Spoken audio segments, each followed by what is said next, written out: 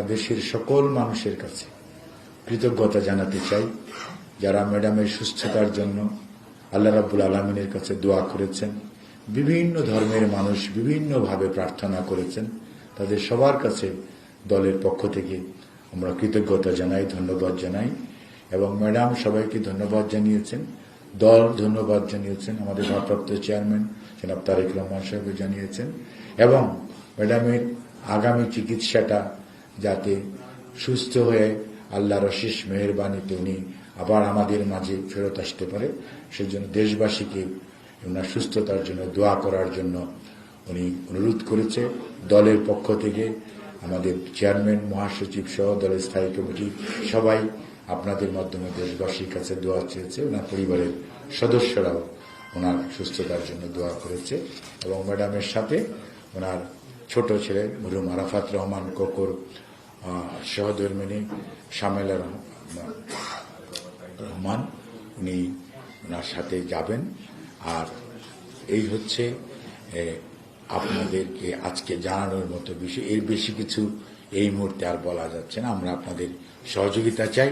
আর সাংবাদিকদেরকে আমরা কৃতজ্ঞতা জানাই, বিশেষ করে ম্যাডাম, আপনাদের এখানে অনেককে madam by face by name চিনে, এবং উনি আপনাদের সবাইকে ধন্যবাদ জানিয়েছে যে আপনারা বিভিন্ন সময় বিগত প্রায় 5 বৎসর আপনারা যে আনটায়ারিংলি অর্থাৎ মানে নিরবিচ্ছিন্নভাবে ওনার বিষয়ে যে দেশবাসীকে বিভিন্ন সময় খবর অবহিত করেছেন, জানাচ্ছেন, এবং আপনাদের উৎসুক্য এবং জনগণের উৎসুক্য দূর করার জন্য দায়িত্ব পালন করেছেন, সেজন্য উনি আপনাদের কাছে কৃতজ্ঞ। উনি ওনার জন্য আপনাদেরকেও দোয়া করতে বলেছেন, উনিও আপনাদের সবার জন্য দোয়া করবেন। আপনাদের সবাইকে ধন্যবাদ।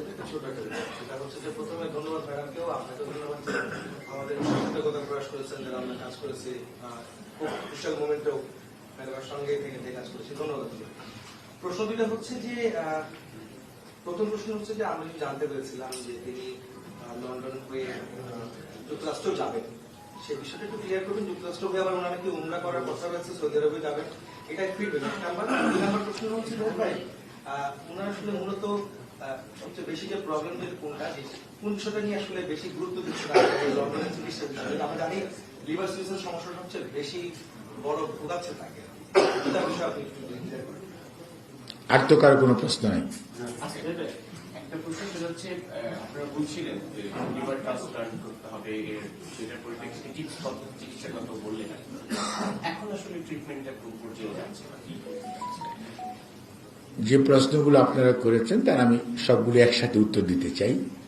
প্রথম হচ্ছে যে ম্যাডামের শারীরিক জটিলতা নিয়ে আমরা অনেক কথা বলেছি বিভিন্ন সময়, এবং প্রত্যেকটাই ওনার আছে। এবং সর্বোপরি লিভারের যে জটিলতাটা, অর্থাৎ লিভার সিরোসিস পরবর্তীতে এটা আপনার কম্পেনসেটরি লিভার ডিজিজ বলে, গ্রেড 2, সেটার জন্য টিপস করা হয়েছে। টিপসের কিছু টেকনিক্যাল অ্যাসপেক্ট আছে, অ্যাডজাস্টমেন্টের বিষয় আছে। আপনি দেখবেন হার্টের স্ট্যান্টিং করার পর চেক করে আবার সেটার জন্য কোনো ধরনের রিস্ট্যান্টিং করে, অথবা চেক করে দেখে যে stand is not whether it is working nicely or not. এই জিনিসগুলো তো আমরা করতে পারি নাই। তারপরে হার্টে আপনাদের মনে থাকার কথা যে ওনার ব্লক ছিল, আমরা খালি লাইফ সেভিং যেটুকু পোর্শন সেটুকুই করা হয়েছিল ওই সময়ে, কারণ শারীরিক সুস্থতা ওই পর্যায়ে ছিল না। কাজে ওনার আরো যে ব্লক আছে সেটা আমাদের অ্যাড্রেস করার দরকার আছে। ওনার ক্রনিক কিডনি ডিজিজ যেটা আছে সেটা আমাদের অ্যাড্রেস করতে হবে। তারপরে ওনার করোনা পরবর্তীতে কিছু জটিলতা আছে, সেই জটিলতাগুলো নিরসন করার জন্য, যাদের করোনা হয়েছে আপনারা জানেন অনেকেই যে করোনার পরে অনেক ধরনের জটিলতা মানুষের কিন্তু এখন বিভিন্নভাবে দেখা দিচ্ছে, আগে কিন্তু এটা বোঝা যায়নি।